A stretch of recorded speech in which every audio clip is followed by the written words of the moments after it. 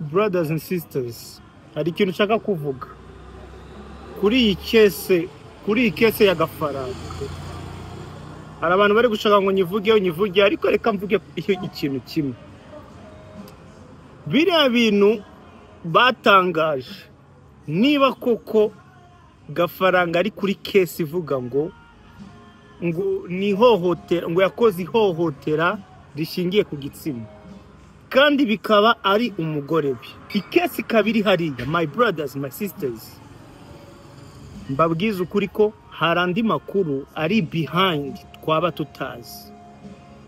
Nk'umuntu nyine utekereza, nk'umuntu ufite red pill, uzi red pill ya nyayo, ushobora kureba ibintu biri behind nubwo waba utabizi, ariko ukarebesha ubwenge ukavuga ati ibintu bishobora kuba birenze uko tubitekereza.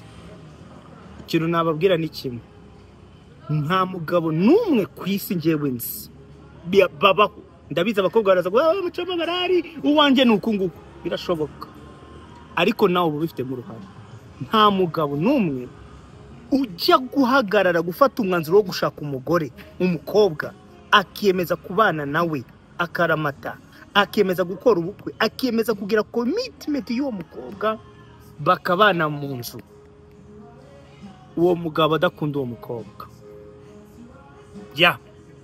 Uwo mugabo adashaka gukora igishoboka cyose kugira ngo urwo rugo arurambane, afate neza uwo mukobwa yiyemeje kuzana mu buzima bwe.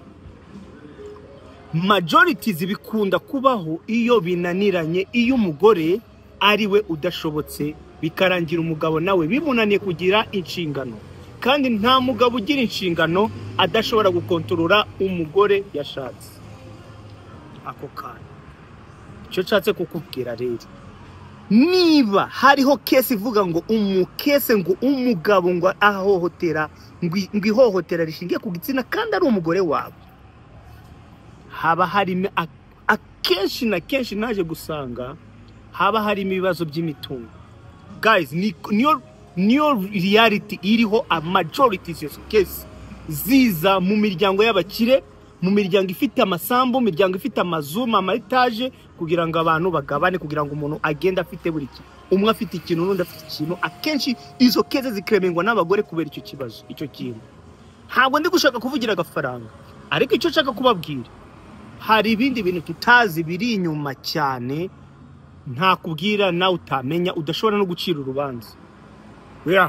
Ariko ikintu cy'ingenzi, iyo umugore agukunda byanyabyo, nta hohotera rijya ribaho rishingiye ku gitsina rishobora kubaho muri relationship. Iyo umugore agukunda, igihe cyose aba ari wait. Icyo kintu kirumvikana. Bivuze ngo igihe cyose umugore agukunda, abashaka ngo umwegere, abashaka ngo ukore sex nawe.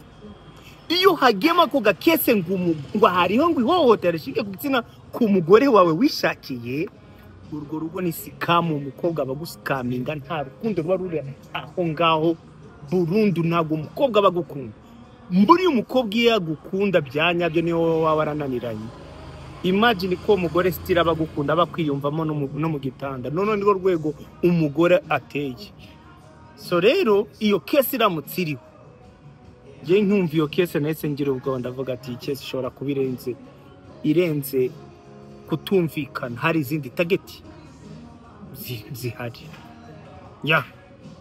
Nyine kuko ubundi ntago byari iyi kesi, ntago yari kwereka ibirimo. Habaho kesi yo kuvuga ngo wome baramukubita, bararwana, ibyo kandi barwana umwe ajya gusana muri kesi yuko amukubita, bagatandukana. Ariko kesi iricyo iyo claim iramutse igiyemo muri kesi, biba birenze kutumvikana, biba bifite indi beyond izindi nyungu ziri muri relationship. So your opinion